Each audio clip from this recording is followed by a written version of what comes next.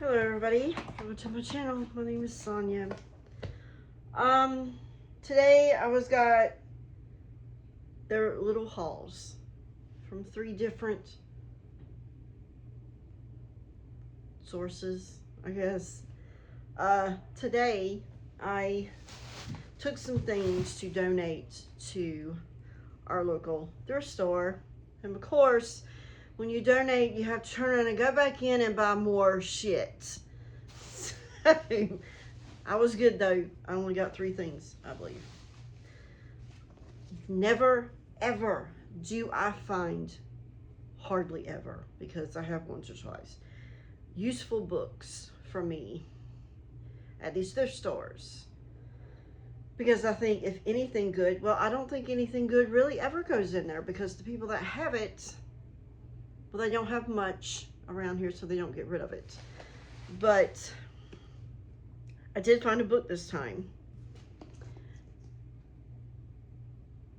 And it's called Irish Wonders, Popular Tales as Told by the People by D.R. McAnally Jr. The ghosts, giants, pukas, demons, leprechauns, banshees, fairies, witches, widows, old maids, and other marvels of the Emerald Isle. This is the back cover of it. It is a hardbound book. The wonderful imaginative power of the Celtic mind is never more strikingly displayed than in the legends and fanciful tales which people of the humbler walks of life seldom tire of telling.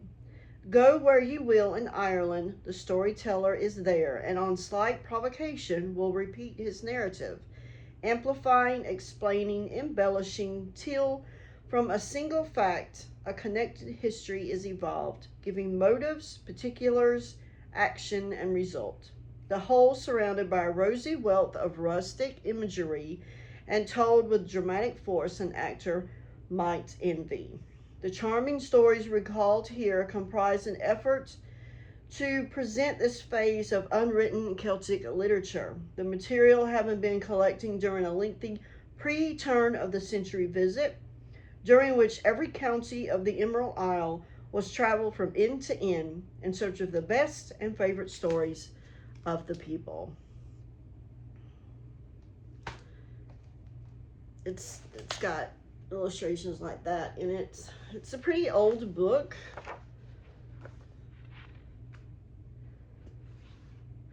Gonna tell you the truth, it's got Roman numerals in it for the copyright date, so I'm not gonna decipher that because that requires stopping and thinking, and I'm not doing that right now.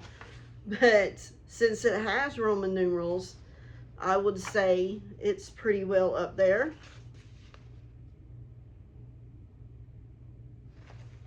And of course, when you know it, somebody put a piece of paper in here. Why pray points to remember. Talking about prayer. That's small town life, isn't it? Believe me, we have to deal with that a lot. It's no fun. No fun. That was 50 cents. And I found this amber bottle with a cork stopper. This is $5. Since I was only looking for particular things, I decided to, why not? And this is a rose quartz candle holder. And for some reason, this has cork on the bottom of it. Don't know. So you can see the cork in there. I guess it came off of some other kind of base, and they put a cork in there so that they could put a candle in there. But it was $4. Now, I always pick up thrown away crystal pieces. I very seldom buy new. I've said that once in a great while. And I think the second thing I'll do is this package I just got today. This is from someone I ordered from Etsy from Holiday, Florida. And I have not looked in it. I just cut the tape, you know, so I could get in it. Unnecessary jealousy dissolver. So I guess she has put a jar spell in there. Don't really do a whole lot of those. See. And everything's taped up, which is good, I guess.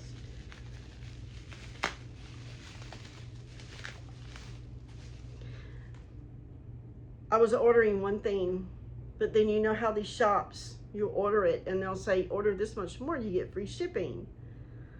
So I did. Cinnamon broom spray. This is what I need. Actually, I forgot I ordered that. Cinnamon broom spray because I have to refresh my broom. That is for a not too far in the future video, but oh, I don't even have to spray that. Ooh, yeah, it smells just like those cinnamon brooms that are out in the stores right now because I just looked at one and I put it back and I'm like, I don't need that.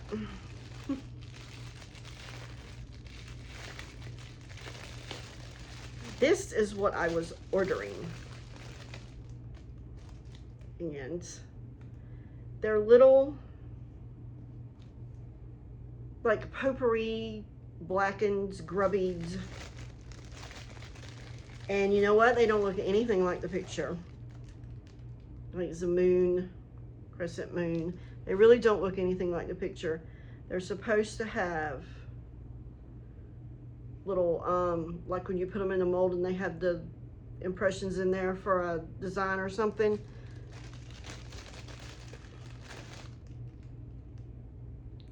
So I don't remember what they're supposed to look like, but I'm a little disappointed in that because you can't see, there is no design on it. This is what I was expecting. Maybe some of them are just extra. I'm trying to see what that is. You have to rub it off. But it has, and I can't remember. You can barely see that, what they're supposed to be. Okay, so that's a little disappointing, but they smell good anyway. But that's not what I was expecting. Okay. Very seldom does that happen to me. Most of the time.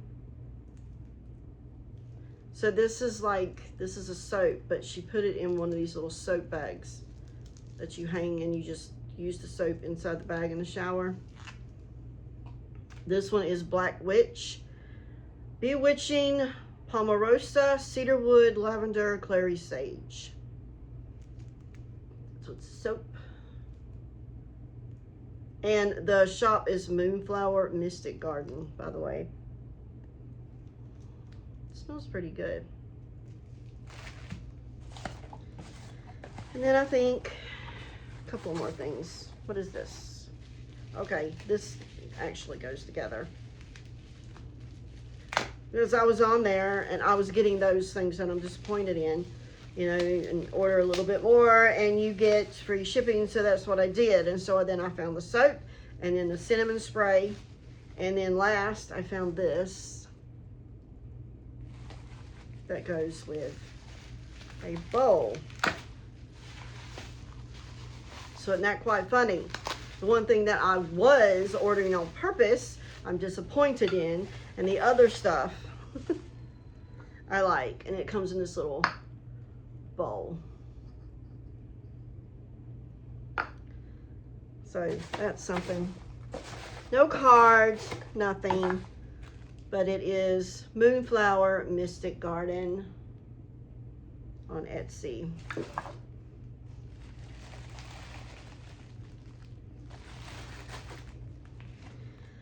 So there's that. And all this out of the way. Now, some decks and books. Only a couple of decks, I believe. Because my son took me to eat in a nearby town. Well, not nearby, it takes 45 minutes or so, depending on the traffic, to get there. So to go to anywhere interesting, that's how long it takes me to go anywhere. 45 minutes to an hour, hour and a half, depending on which way you're going. So the one deck that I got that everybody's been getting is Grim Tales. And everybody has this. And it was on my list to get. This is Fiona Edgewood. And just in case someone doesn't know, this is the little book. Well, it's a pretty big book. Colored pages. So that's nice. It's one of these.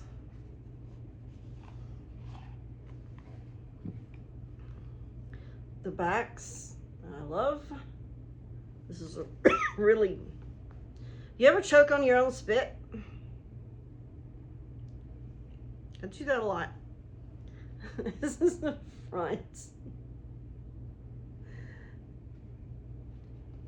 I get so mad at myself.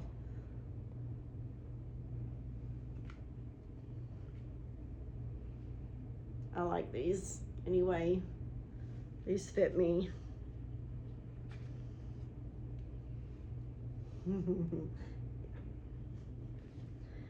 So yeah, got those.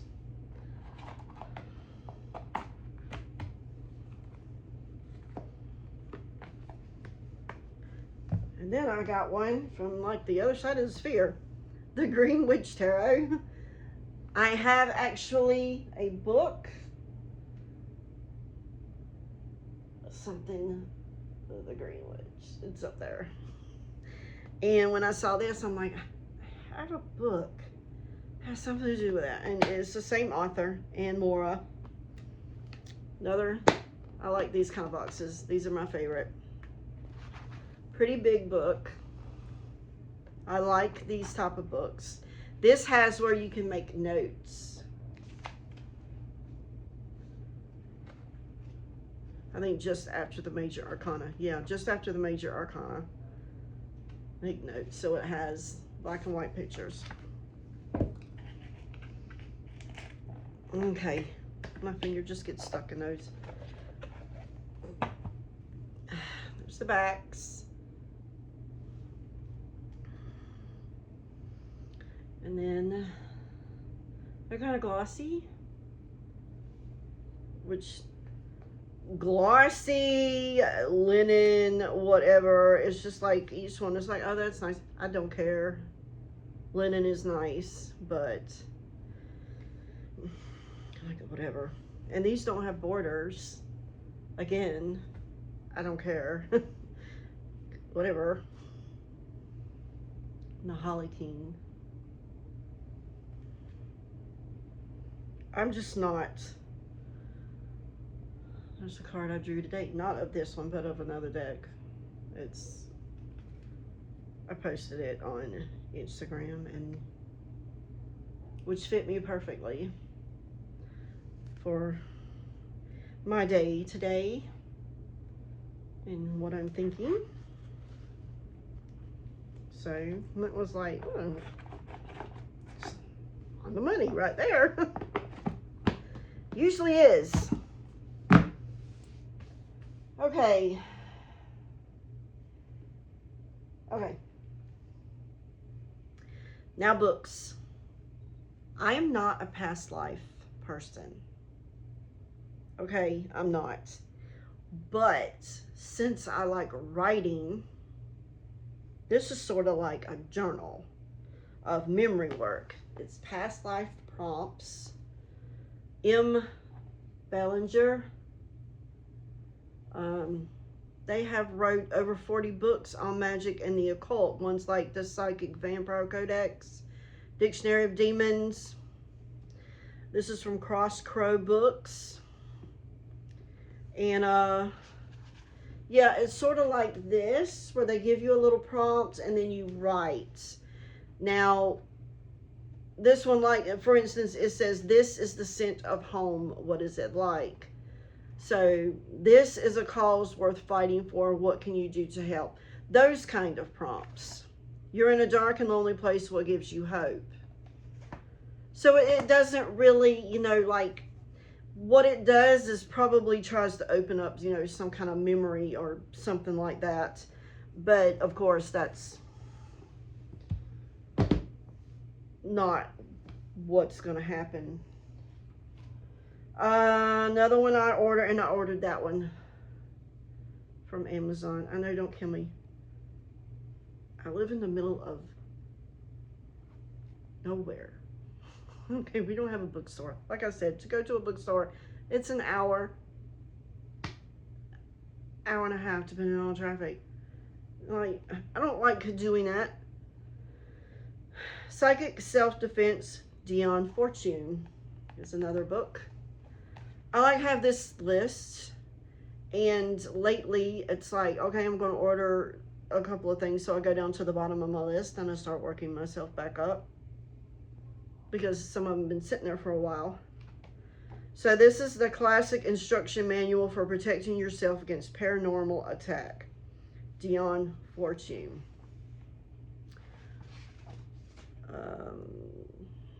2022. Let's see. The contents are like signs of psychic attack, analysis of the nature of psychic attack, a case of modern witchcraft, non-occult dangers of the Black Lodge. That's like diagnosis, differential diagnosis. So methods employed in making a psychic attack, motives of psychic attack, physical aspect of psychic attack and defense. There's a lot of psychic psychic attack. I don't know, that's what the book is about. But see, is this kind of writing? This is like, I'm guaranteeing you, academic wise or dry, and it's probably just talking about different scenarios and stuff, how things were handled in certain contexts and stuff. Weird. So I got those two decks from the bookstore, and then I got this book from the bookstore, A Land Remembered, a novel by Patrick D. Smith, author of Forever Island and Angel City. He was born in Mississippi, 1927, and he died in 2014. He moved to Florida in 1966. A Land Remembered is his sixth novel. There's him. Has won many awards, including an Editor's Choice selection of the New York Times Book Review and the Tabot Prize from the Florida Historical Society. He received a Great Floridian Award, a Florida Lifetime Achievement Award, on and on and on. And on and on and more. His previous novels are available from Pineapple Press, The River is Home, and The Beginning, both set in Mississippi, Angel City, about Florida migrant workers. I have to read that. Forever Island and Alapata, both about the Seminole Indians of Florida. Angel City was made into a feature-length motion picture, and Forever Island was published in 33 countries. He spoke in groups about Old Town Florida and how literature can better our world. This is about 3 generations of the McIvy family, from a dirt poor crackers to wealthy real estate tycoons, in an epic portrayal of the American pioneer, the will to survive against all odds. Sweeping story of the land, how at first bare survival is scratched from it, and then how it is exploited far beyond human need. A rich, rugged history of Florida's pioneer spirit and natural world. So that's why I got this book. Number one, because I found out about this book, because the town about 2 hours away from me that I've been wanting to go to for like 2 years, not by myself, I'm not doing that. But when my husband is home, and it's still taking this long to be able to have time to go, is Micanopy, which they just filmed a portion of this. They're doing a movie. They filmed a portion in that town because it has a lot of the original buildings in history, and it's like one of those old brick buildings with the big live oak trees and the moss hanging down, and it looks like that. It literally looks like that. So I saw this book at the bookstore and I'm like, I want to read this book. And then I want to go to Micanopy. I mean, geez, already. The one book, I only did a picture of this, I think, on Instagram and Facebook that I was reading. It's called Grimoires, A History of Magic Books. This is a very academic. Owen Davies. The story of grimoires, books of magic spells, takes us from ancient Egypt all the way through to Buffy the Vampire Slayer. Harmless, priceless, or are they deadly dangerous, depending on your viewpoint. To understand their history is to understand the spread of Christianity, the development of early science, the cultural influence of the print revolution, the growth of literacy, the impact of colonialism, and the expansion of Western cultures across the oceans. I can't read just easy books, can I? Except for this novel. It's impossible. But yeah, I'm on page 99. It talks about people, when they would get caught with grimoires, the certain kind of grimoires that were being, found around and being printed on the new printing press and stuff like that.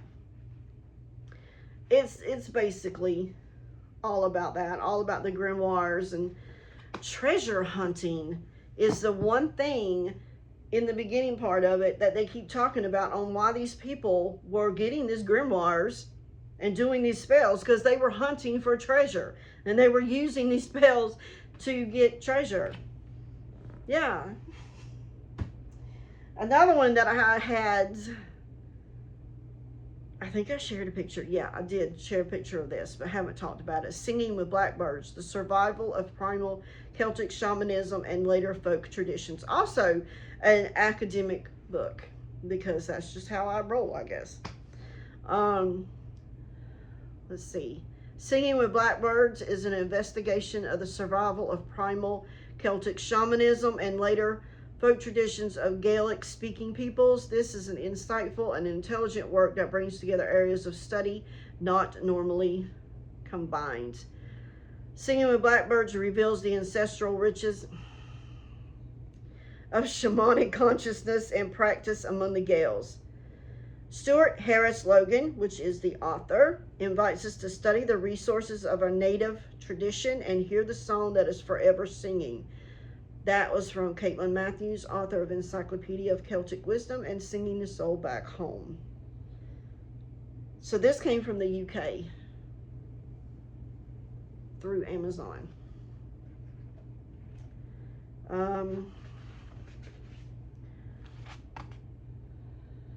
2006. Some of the contents: Druids and Drums, the Instruments of Ecstasy. Part 2 is Gaining Possession of a Sacrality. Part 3 is a shaman in the, I can't pronounce that, Guy Hill taught that word.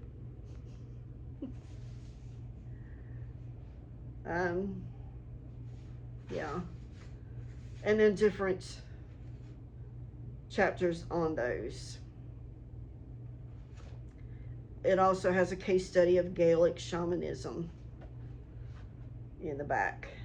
So maybe that'll be discussed later. It depends on if I can get through it. Okay. I at once was meeting with this Wiccan group.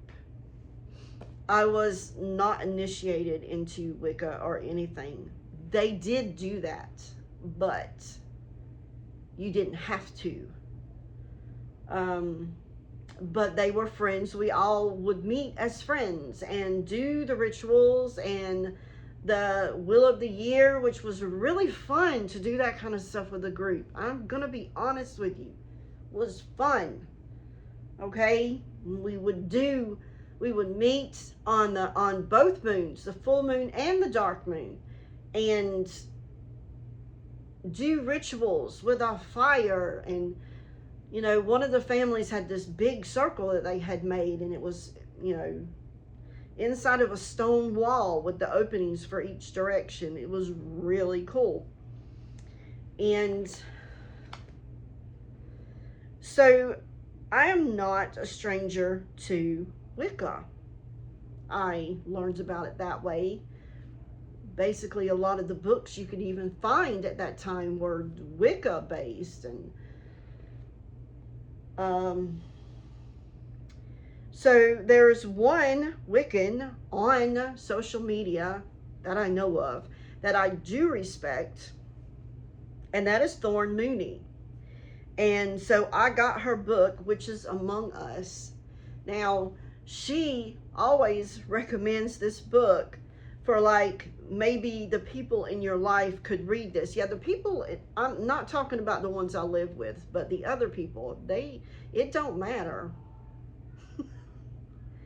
They ain't reading shit about nothing. So, but this is everything you wanted to know about witchcraft but were afraid to ask. Occult references ripple frequently through mainstream culture. Wiccan and witchcraft movements appear trendier than ever, and chances are that you're unknowingly acquainted with at least one witch. I know a few in my life. Drawing on her expertise as a magical practitioner and religious studies scholar.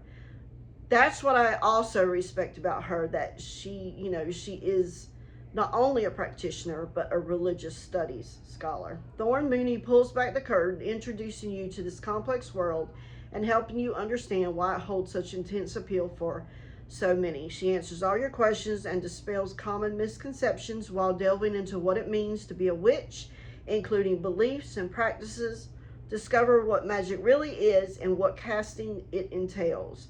Gain insights into Wicca's distinctions from witchcraft and how these communities are structured. With this fascinating yet concise guide, you can better understand the witches in your life and reasons why magical thinking thrives. And that is one of the reasons, describing all of it, is why she suggests, maybe someone in your life could read this and they can understand where you're coming from. That's not going to help. But you can see that's her on the back. This is not hard to read. And if you never knew anything about Wicca, it's not going to hurt to read it and see the differences that she talks about between it and witchcraft, and the differences there aren't. I'm not through with this. I'm only on page 51. But I like this book. And I have... So the place that my daughter works at, the owner, I would say she's Wiccan hippie, more like it. She's spiritual. She does have, and is starting to get more tarot and stuff in. She has always done this, even at her other shop. I don't know if anyone remembers, like if you are on Facebook, I had shared last year, it was probably about 3 weeks ago last year, because it come up in my memories, on her shop in town where she had some local church come, and they were blessing the land and throwing holy water at it, and there was a whole video that was caught. She had a Ring camera, or she had the camera on her building, so she saw the whole thing. And yeah, so then she had decided to, on her own property, open up the shop she has, which she also has a nursery. They do classes on all kinds of things out there. You name it, they've done it. And yeah, so she has a bunch of books, and I'm also expecting to be getting another stack to go through. But my daughter brought some home. I'm not sure if this is all of them. Now, one of them is, we all know these books. This one's Yule. My daughter brought these books to me and then just left them. And this woman is also starting a free library, and she just got a whole big old donation of books. They just bought a humongous, it's like a big china cabinet, one of the ones with a detachable top and stuff, and they're going to put a free library in that, and so you can come into her shop and just leave a book, take a book, however you want to do it, or sit and read. So that is the one that she had brought home. This Roots of Consciousness, the Classic Encyclopedia of Consciousness Studies. Jeffrey Mishlove, PhD. This is a little like more into the woo-woo spirituality type, hermeticism, stuff like that. I want to, I read this too, psychokinesis, all of that. But it's also not me at the same time. But I'm not going to say I'm not going to read that. I thought there was another one besides this one. Maybe not. And then this one, the Magical Writing Grimoire. Use the word as your wand for magic, manifestation, and ritual. It just...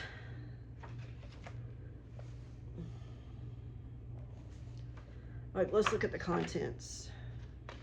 This is by Lisa Marie Basile. Chapter 1 is Magical Writing. Chapter 2 is Conjuring Your Voice. 3 is Healing Magic. 4 is Manifestation Magic. 5 is Mindfulness Magic. And 6 is Grimoire Poetica. I just like the writing part. I'm not really into reading it yet, so I really don't know. There's creating sigils right there. So there's that. This is another book I ordered.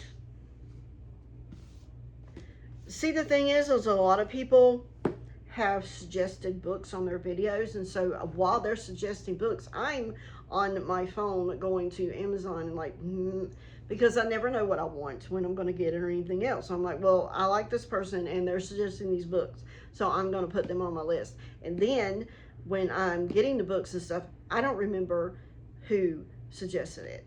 So, yeah. So this one is Divine Dirt.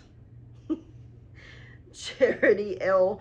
Bedell, The Art of Using Dirt in Magic, Ritual, and Spellcraft. There's only one or two that I actually currently have. The dirt of my own land here. For certain things. I always put that on my altar. And like river dirt or someplace like that.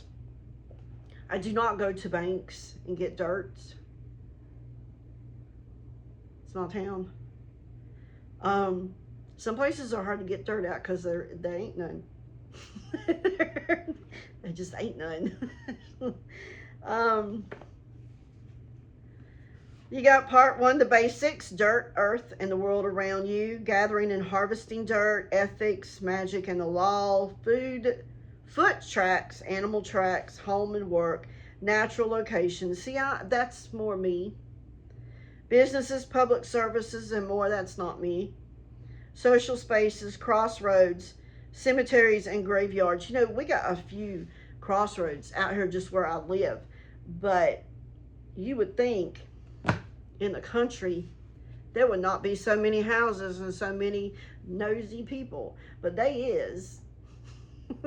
And I know, like, one of the crossroads is down at the mailboxes. Like, no, my mailbox is not outside my property, and I hate that. But the little bit of road, because the post person just gets, I'm tired of this shit. Like, going no further. Put all your mailboxes right here at this point, because I ain't going no further than this.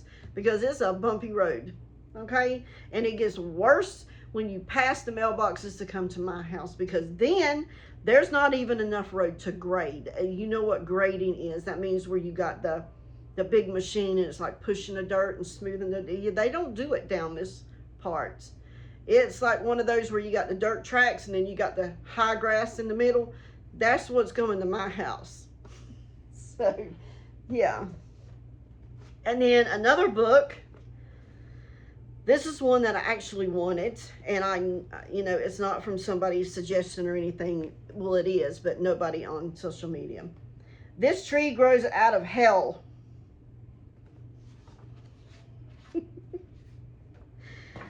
So it's an older book. I ordered this off of Amazon, and it came from Thrift Books through Amazon. So that's how that happens. Not only do they sell their books on Thrift Books, but they will also list it on Amazon, in case you didn't know that. Ptolemy Tompkins, Mesoamerica and the Search for the Magical Body. So the contents are House of the Four Directions, The Star Beneath the Earth, The Hazardous World, The Benevolent Apocalypse. And since it doesn't have like something to read or on the back, it does have this thing inside, a note on the title on why it's called This Tree Grows Out of Hell. So several readers of this book in manuscript have expressed puzzlement at the title. What exactly do I mean when I say this tree? And what sort of hell am I claiming it to grow out of? Though the word predates Christianity, for most people, hell conjures up a specifically Christian place, and I perhaps would have been wiser to use a Native American term for the underworld, such as the Mayan Zabalba or the Aztec Mictlan. Neither of these roll off the tongue with the ease that hell does, however. So for the sake of aesthetics, I decided to stay with this term despite its heavy Christian connotations. The tree of the title is a general reference to the world tree, or the Axis Mundi, which throughout Mesoamerica and the ancient world in general served as one of the most popular ciphers for designating the universe. The lore of the world tree is extensive, and there are any number of possible explanations for this analogy. For my purposes, however, one stood out in particular. Trees are living organisms comprised of three separate yet intimately connected parts. Even without a sophisticated knowledge of the complex chemical interplay carried on via the capillaries of the trunk between the roots buried in the ground and the branches and the leaves that spread out far above them, it must have been clear to the early human observer that each of a tree's three general areas somehow needed the others in order for the whole to continue to flourish. Likewise, the tripartite world of over, middle, and underworld, which together comprised the universe of the ancient Mesoamerican and which the image of the tree so admirably stood for, demanded a similar situation of continuous, fruitful interactions. Do you never guess why I talk about on YouTube what I talk about?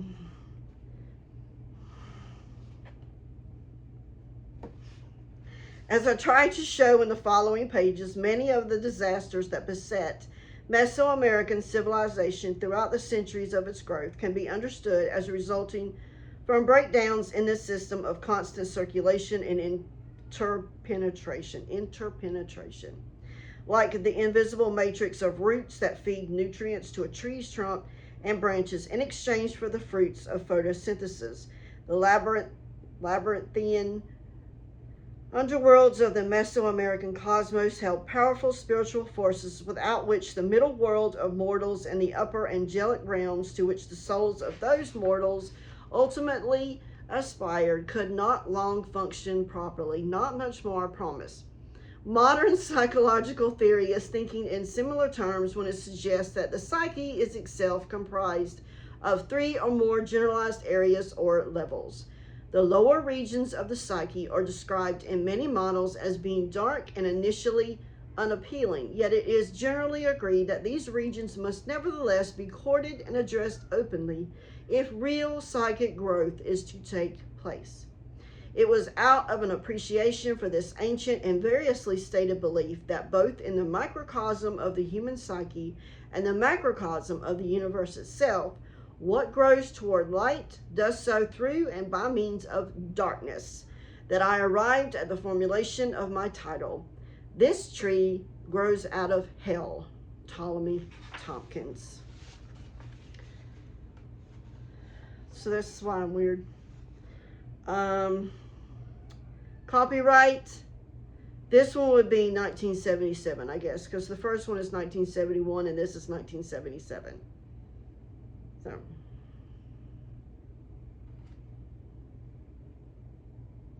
or no, it was redone in 1990.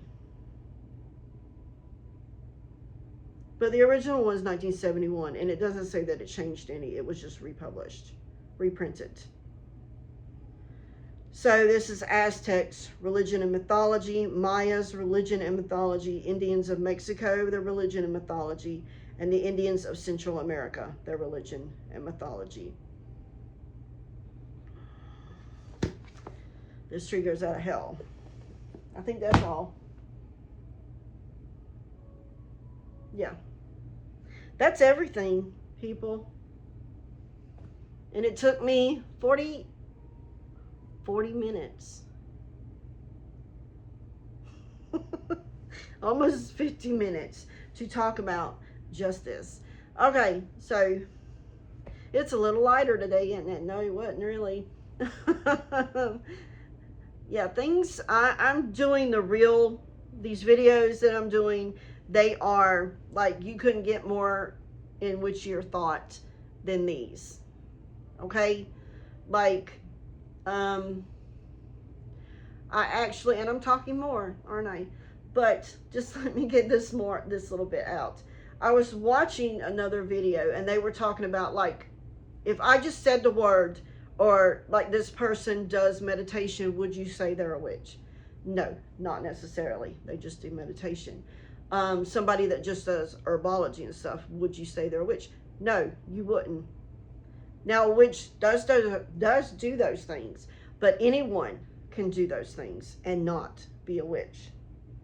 But the things that I'm doing videos on now, if someone says, well, I do spirit work, or, you know, I do spirit flight, or I consecrate and desecrate everything, then you're going to say, okay, well, that's a witch. Okay? You're just not, your normal everyday person is not going to do that, is what I'm talking about.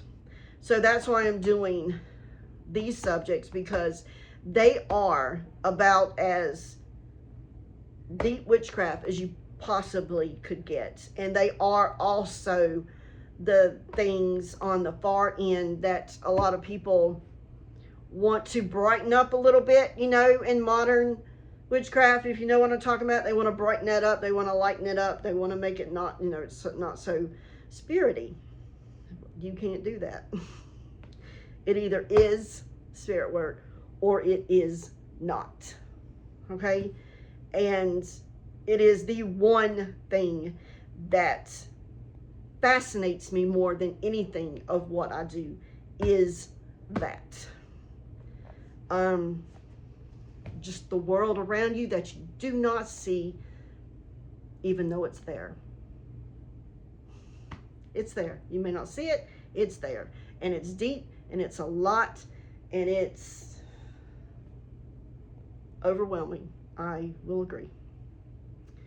So until next video, which I'm doing the second part of the spirit work and answering a question for someone. So when I do that, then I'll see you then.